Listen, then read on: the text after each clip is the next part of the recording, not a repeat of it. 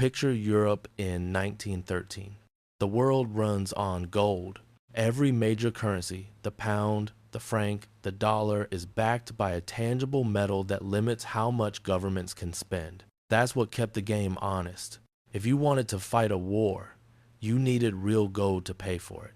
But in 1914, the honesty ended. When the Great War began, governments realized a brutal truth. They couldn't fund an industrial-scale war with the gold they had. So they suspended convertibility, meaning citizens could no longer trade their paper for gold. The printing presses roared to life. Within months, currencies became promises, not assets. Sound familiar? That was the birth of fiat money, the system you live under right now.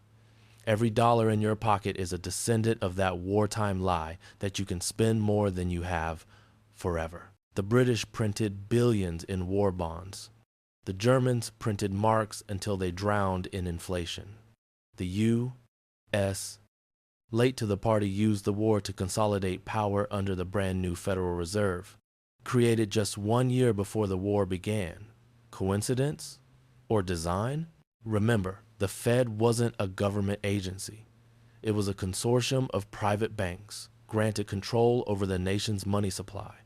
And the first major event it financed was war. Sound familiar? Every emergency since then, from the Great Depression to 2008, has led to more printing, more debt, and more central control. Back in 1914, people thought the war would last a few months. But when it dragged on for years, nations sank deeper into borrowing. Bonds became weapons. And the financiers, the Rothschilds, the Morgans, the Warburgs, became the new generals. By 1916, money itself had been weaponized. Banks created new instruments, reparations, loans, foreign debt swaps, post-war credits, each one more abstract than the last. Sound familiar? That's the prototype of today's derivatives and liquidity swaps. Paper claims stacked on paper claims. Value built on illusion. When the war ended in 1918, the blood stopped, but the money machine didn't. It had tasted infinite growth. Governments promised never again, but the financiers saw something else, a permanent market for debt. They rebuilt Europe not with gold, but with credit.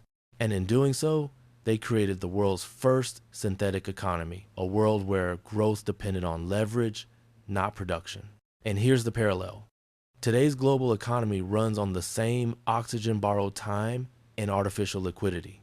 When central banks pump stimulus, they're reenacting 1,919 inches digital form. Back then, bonds built empires. Today, derivatives do. And just like then, collapse is baked in from the start. Here's where the story turns. Because while the world celebrated peace in 1918, a few men were already designing the next war for money itself. They'd seen how profitable controlled chaos could be. They learned that with enough financial engineering, you could own nations without firing a shot. And they built the infrastructure to do it. In 1920, the Bank of England, under Montagu Norman, began working secretly with the newly created Reichsbank in Germany, led by Hjalmar Schacht. Enemies in war, partners in finance. Their goal? To rebuild Europe's credit system, using debt as leverage. Every reconstruction loan, every aid package came with invisible chains, interest, collateral, dependency. By the time the U.S. launched the Dawes Plan in 1924, the mechanism was complete. American banks lent money to Germany. Germany paid reparations to Britain and France. Britain and France repaid loans to American banks. It was a perfect loop. No gold, just paper. Debt feeding on debt. And who controlled it? The central banks tied together in secret correspondence, off public record, decades before the IMF or World Bank existed. That's the seed of today's global central bank liquidity swap system, the quiet network that lets money move across borders instantly, beyond any government's control. It began as reconstruction. It became domination. And when the bubble burst in 1929, they blamed market panic. But the real story is who built the bomb and who profited from the explosion. You won't believe the name that connects it all. The name is Montague Norman, governor of the Bank of England from 1920 to 1944. He wasn't just a banker, he was the architect of the modern financial order. Norman, along with Hjalmar Schacht in Germany and Benjamin Strong at the Federal Reserve, built a private alliance that transcended nations. They believed that money should be governed not by governments, but by central bankers, unelected, unaccountable, eternal. They created the world's first liquidity swap network long before computers, long before globalization. Here's how it worked. When Germany ran out of gold, the Reichsbank borrowed from the Bank of England. When England's reserves thinned, the Bank of England borrowed from the Fed. And when the Fed ran short, it printed open market operations, the original QE. Each transaction appeared clean, but underneath they were exchanging nothing for nothing, a promise for a promise. Between 1920 and 1930, these swaps reached astronomical numbers. In 1924 alone, Germany's reparations payments were 32 billion marks, funded mostly by U.S. loans. By 1928, total foreign lending hit $9 billion, roughly $150 billion today, flowing in circles that never truly settled. That's the same playbook used in 2008, when the Fed secretly provided $16 trillion in emergency liquidity swaps to global banks. The mechanism hasn't changed, only the speed and the scale. Norman's genius or his crime was realizing that debt could replace gold as the foundation of empire. Under his influence, the 1930 creation of the Bank for International Settlements in Basel, Switzerland, became the crown jewel, a bank for central banks, immune from any national law. During World War II, even as bombs fell, the BIS quietly handled transactions for both Allied and Axis banks, including Nazi gold. Let that sink in. Even during total war, the money network stayed open. That's not capitalism. That's financial feudalism. And today, the same structure lives on in central bank liquidity swaps. When markets tremble, the Federal Reserve opens swap lines to the European Central Bank, the Bank of Japan, the Bank of England, a secret network that instantly exchanges dollars for local currency. On paper, it's to stabilize markets. In reality, it's the same mechanism that kept empires afloat a century ago. Paper promises propping up paper power. In 2020, during the pandemic crash, the Fed's swap lines ballooned to $450 billion in a single month. In 2023, after the banking crisis triggered by SVB's collapse, they quietly reactivated them again. No debate, no vote.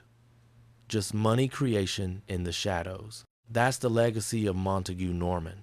And that's how World War I created the modern economy, an economy based not on production, but on perpetual bailout. Let's go deeper. During the war, governments learned that the public would accept infinite debt if you framed it as survival. After the war, they learned they could sustain that debt if you framed it as recovery. By 1944, at Bretton Woods, they rebranded it as cooperation.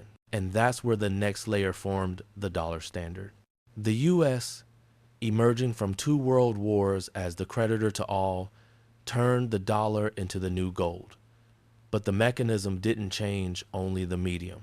Instead of physical swaps between gold reserves, now nations held dollars and traded promises of convertibility. Then in 1971, Nixon cut the final tether, the gold window closed. No more convertibility, no more restraint. What began as wartime emergency became permanent policy. From that moment on, every global crisis, oil shocks, recessions, 2008, COVID has been managed through the same wartime tool, coordinated liquidity creation between central banks. It's the silent continuation of World War I's financial architecture, just with faster computers and larger numbers. And here's the moral hazard. When money can be conjured infinitely, so can debt, inequality, and collapse. The top 1% now own more wealth than the entire middle class combined, not because they're smarter, but because they're closer to the printing press. In 1913, before the Fed, $1 had the purchasing power of about $30 today. That means your dollar has lost 97% of its value in just over a century, almost exactly the age of this system. Engineered collapse, parasitic finance, an illusion of stability, and all of it traces back to the day war turned into credit. Every liquidity swap today, whether between the Fed and the ECB or the Bank of Japan, is a direct descendant of that 1914 decision to abandon gold for promises. 'Cause here's the secret. No economist likes to say out loud, liquidity is just debt moving faster. When they say the Fed injected liquidity, they mean someone somewhere borrowed more than they should. And every time they stabilize the system, they make it weaker for the next shock.